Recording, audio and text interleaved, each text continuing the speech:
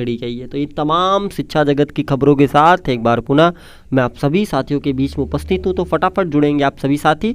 आपको इस प्लेटफॉर्म पे शिक्षा जगत से जुड़ी, चाहे वो उत्तर प्रदेश हो या आपका भारत हो या कोई भी राज्य हो, जहाँ से हमें बेनिफिट होगा उसकी अपडेट आपको इस प्लेटफॉर्म पे ज़रूर मिलती है। तो चैनल को ज़रूर करिएगा सब्सक्राइब। अगर वीडियो अच्छी लगेगी तो पहले कर दीजिएगा लाइक, और अगर कोई समस्या हो तो आप कमेंट बॉक्स में अपने सवाल जवाब हमसे आप कर सकते हैं। खबरों की माने तो आप यहाँ पे देखिए 69,000 शिक्षक भर्ती उत्तर कुंजी विवाद का इंतजार जो है वो बढ़ गया है। प्राथमिक शिक्षा में 69,000 शिक्षक भर्ती की उत्तर कुंजी में एक उत्तर के विवाद में अभ्यर्थियों का इंतजार और बढ़ गया है। अभ्यर्थी इंतजार कर रहे थे कि उनकी अवमानना याचिका पर कुछ निर्णय आ सकता है, लेकिन हाईकोर्ट के डबल बेंच के निर्णय के खिलाफ सुप्रीम कोर्ट में सरकार की अपील की जानकारी ने निराशा कर दिया है। अभ्यर्थियों ने कहा कि सुप्रीम कोर्ट जाने में सरकार ने अधिक समय लगा दिया, लेकिन अब सुनवाई में रोड़ा ना अटकाएं ताकि उन्हें जल्द से जल्द जो है न्याय मिल सके। अभ्यर्थी दुर्गेश शुक्ला के मुताबिक इस शिक्षक भर्ती की उत्तर कुंजी के एक उत्तर पर एक अंक के चयन से वंचित अभ्यर्थियों ने आपत्ति जताई थी। प्रश्न था कि शैक्षिक प्रशासन उपयुक्त विद्यार्थियों को उपयुक्त शिक्षकों द्वारा समुचित शिक्षा प्राप्त करने योग्य बनाता है, जिससे वे उपलब्ध अधिक साधनों का उपयोग करके अपने प्रशिक्षण से सर्वोत्तम को प्राप्त करने में सामर्थ हो सकें। यह परिभाषा दी गई थी। उत्तर के 4 विकल्प थे। SN मुखर्जी द्वारा, इसके बाद कैम्बल द्वारा, वेलफेयर ग्राहम द्वारा, डॉक्टर आत्मानंद द्वारा। इसमें परीक्षा नियामक प्राधिकारी संस्थान ने विकल्प 3 को जो है सही माना था, जिसे चुनौती दी गई। कोर्ट ने सभी विकल्पों को गलत माना और 1 अंक से चयन से वंचित अभ्यर्थियों को 1 अंक देकर चयन करने का आदेश 25 अगस्त 2021 को दिया था।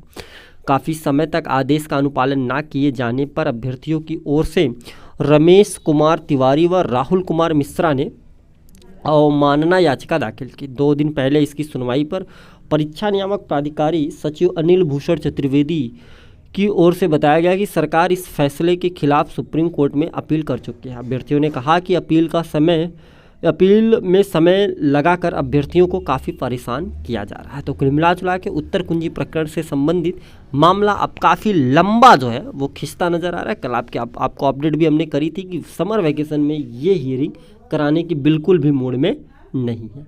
अगर वहीं 69,000 शिक्षक भर्ती संबंधित और एक सूचना आपको मैं बताऊं तो शिक्षक अभ्यर्थियों ने विश्व घेराव के लिए हुंकार भरी है। आइए देखते हैं क्या है मामला। नगर के तुलसी पार्क में शुक्रवार को, ये बलरामपुर से खबर है, 69,000 शिक्षक भर्ती की चतुर्थ सूची यानी 6800 में चयनित अभ्यर्थियों ने बैठक की। इस दौरान OBC SC संगठित मोर्चा के नेतृत्व में 30 मई को लखनऊ में विधानसभा घेराव को लेकर अधिकाधिक चयनित अभ्यर्थियों की सहभागिता पर चर्चा की गई। डिस्ट्रिक्टिव कोऑर्डिनेटर अनूप वर्मा ने कहा कि 69,000 शिक्षक भर्ती में आरक्षण की विसंगतियों पर मुख्यमंत्री योगी आदित्यनाथ के निर्देश पर बीते 5 जनवरी को 6800 पिछड़े, दलित व दिव्यांग अभ्यर्थियों की चयनित सूची जारी की गई, लेकिन अधिकारियों की लापरवाही के कारण अभी तक चयनित अभ्यर्थियों को नियुक्ति पत्र नहीं दी गई है।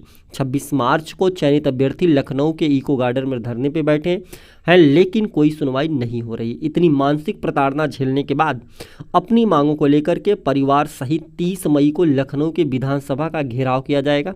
कहा कि CM के आदेश पर लिस्ट आई है, लेकिन 5 माह बाद भी चयनित अभ्यर्थियों को नौकरी नहीं मिली है।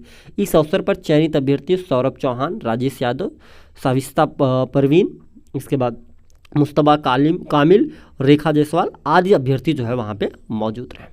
इधर रेलवे भर्ती में झटका लगा। रिक्त 50% पदों को सरेंडर करने के आदेश का विरोध।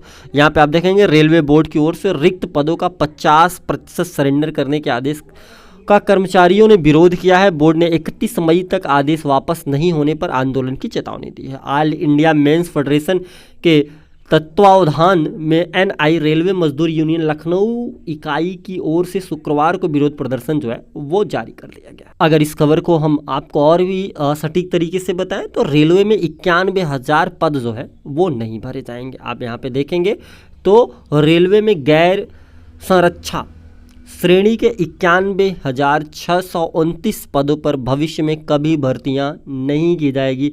सरकार ने इनको गैर ज़रूरी बताते हुए पूरी तरह से समाप्त कर दिया है। तो आप समझ सकते हैं रोज़गार मुहैया कराने की स्थिति जो है अब आप कहाँ से कहाँ आ रही है।